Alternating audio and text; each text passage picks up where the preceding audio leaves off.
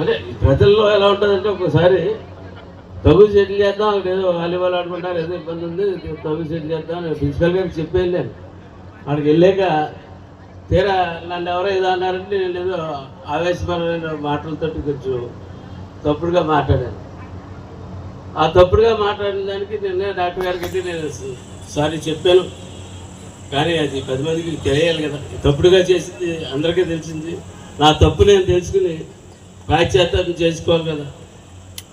ఎవరో తప్పు చేస్తే ఆయన ప్రాయశ్చిత్తం చేస్తున్నటువంటి పవన్ కళ్యాణ్ గారు పార్టీలో నేను ఉండి నేను తప్పు నేనే చేసి నేనెందుకు చేయకూడదు అన్నది ఆలోచనతో నేను రేపు పొద్దున 10 గంటల నుంచి సాయంత్రం 4 గంటల దాకా మా ఇంటి దగ్గర బయటకు వచ్చి ప్రాయశ్చిత్త దీక్ష చేయబోతా ఉన్నాను. ఎందుకంటే తెలియజేస్తాను, ఒక ప్రజాప్రతినిధి ఎలా ఉండకూడదో అలా ఉన్నాను నేను నిన్న. కాబట్టి రేపు నేను